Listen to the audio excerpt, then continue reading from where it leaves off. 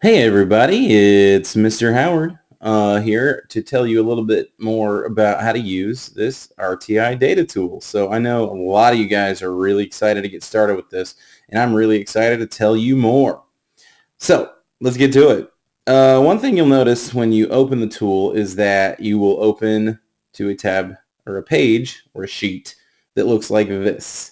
This is what we call the Grades tab. The Grades tab is a snapshot view of all of your students. So you'll see over to the left on the Grades tab, your students. You will see a little bit of information about their attendance and their behavior. You'll see some information about accommodations and some modifications maybe they're receiving.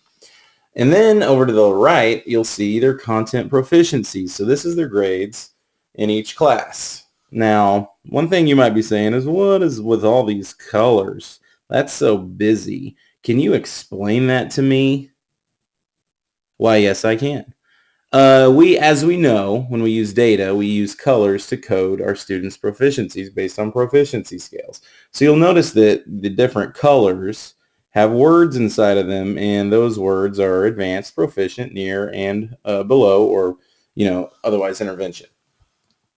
So each of those colors tells you how a student is performing in that class in regards to an RTI proficiency scale. So as we look at that data, we start to develop some generalizations about how certain students are performing. For example, that Josh Howard guy, he's doing really poorly in ELA. He probably needs some intervention. Whereas Jeremiah Settles seems to be excelling in math. Way to go. He probably needs to be challenged.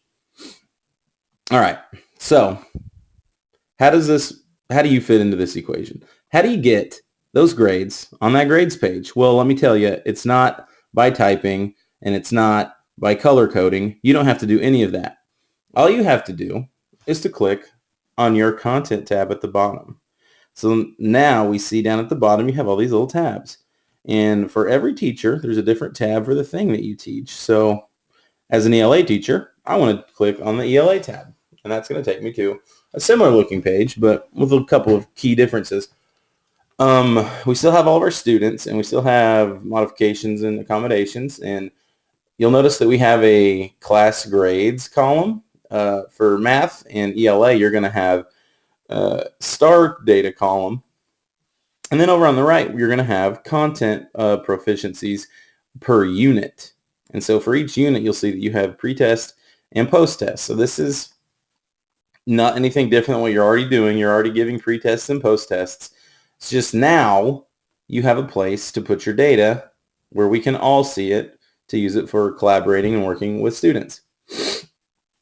All right, so as you go through units and you add your pre-test and post-test data for the rest of the school year and into the future till the end of time in perpetuity, you'll be adding all of your units on here. So this goes on forever and ever and ever and ever.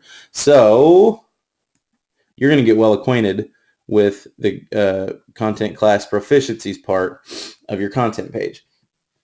But I know what you're really wondering. You're really asking, come on, Mr. Howard, just show me the good stuff. How do I start putting them grades in there? Well, let me tell you. All right, you see how all these tabs have little down arrows on them? Those aren't just for fashion, although they do look great. What these do is they give you some options when you click on them. So let's say for class grade over here, I'm going to give this guy a grade. All I got to do is click that down arrow and whoa, look at that, a little menu popped out of that box.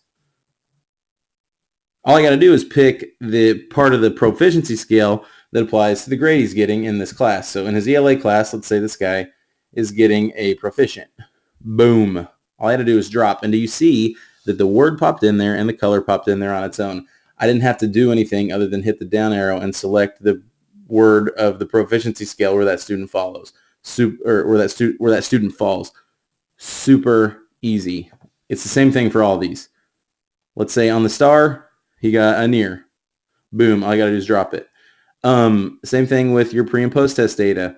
Below proficient, let's say he took the post test and he got a near proficient.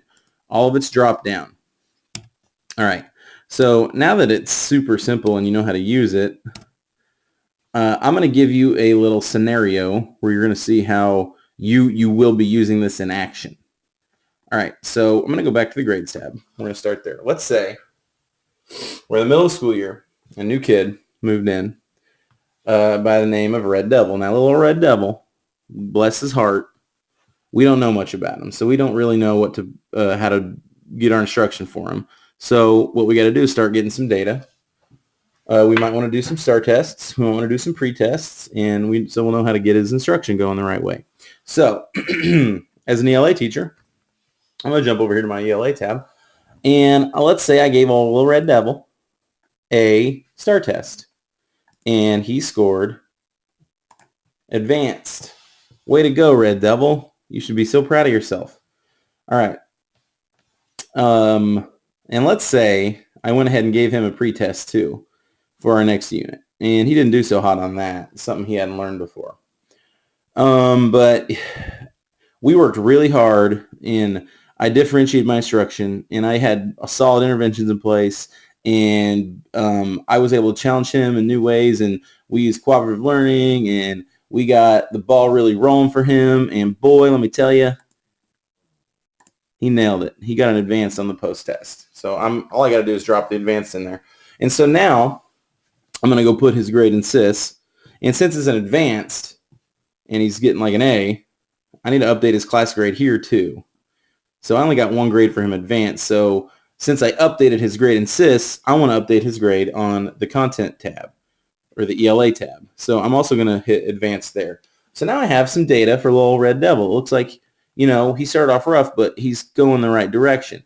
Now is the cool part. Watch this. Now that I've put this data in here, I'm going to go back to the grades tab and look at this. Are you not entertained? Look at this. The two data points that I just put on the content tab magically popped over onto this tab, and no leprechauns needed. This magic happened on its own due to the magic of Google Sheets formulas.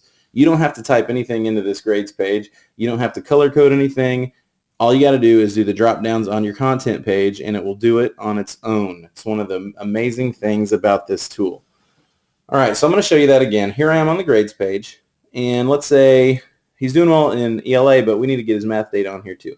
So he goes to his math class, same thing, takes a star, gets an advanced, takes his pre-test, was below, takes his post-test. Let's say he struggles a little bit more in math, so he got a near, and so that's the only grade in the gradebook. I updated SIS. I'm going to go to my gradebook, and I'm going to put near. And so I am going to bet that when I click on that grades tab, there's going to be data for him in math.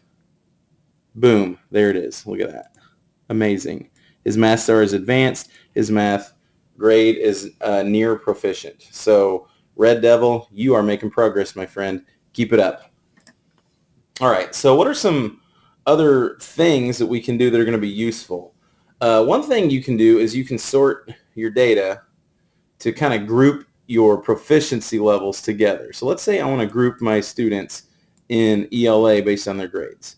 I'm just going to click in this column, and if I hover over this column that says F where my grade data is and hit this down arrow, I can sort this sheet.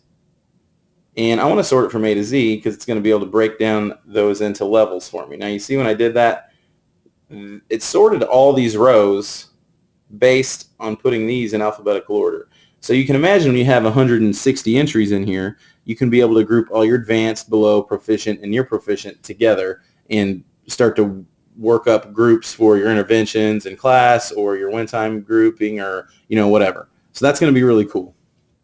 So just to show you that again, I want to group these students in my based on math grade. So I highlighted the H column. I find this arrow, hit down, I sort from A to Z, and it sorted those students and put the proficient together. I have my below and my advanced. I know it's hard to tell, but when you have a large number of students with a variety of assessment data, it's going to be really powerful to sort in that way. All right, there's another cool thing you can do with the data sets once you have them input. So let's say I want to get a more visual representation of my student achievement data. So I'm going to highlight this data again, but I'm going to come down here to this tool. It's called the Explore tool. It's a little plus tool deal doohickey down here in the corner. If I click that, it's going to pop up this Explore dialog box, and what that's going to eventually show when it loads on my piddly little Chromebook is a visualization of data in that area. So you'll see I have a pie chart here that shows my since I have 2 near proficiency out of 4 data points, so that's going to be 50%. You can see my advanced, whoops, there went my chart. So let's do that again. All right, so my advanced, I had 1 out of 4, which is 25%. I had 1 below, which is 25%. So like imagine the implication this has for your data cycle. You're going to visualize that data. You can print these things out and you can post them in your room along with your where your students are manipulating the data that you're posting. Same thing, you have a little bar graph down here. So these are just additional tools that you're now going to have access to just from having this virtual data room. Now I know everybody is super pumped now at everything that's opening before you from using this virtual data room. I have to say, I'm not surprised. Everybody's super excited about this. What an amazing opportunity for our school to use this. So I challenge everybody, use this. Get your data in it, collaborate with your teams, and start using this tool to help our students improve their achievement at Fulton Middle School. All right, guys, you can do this. Jay Howe, out.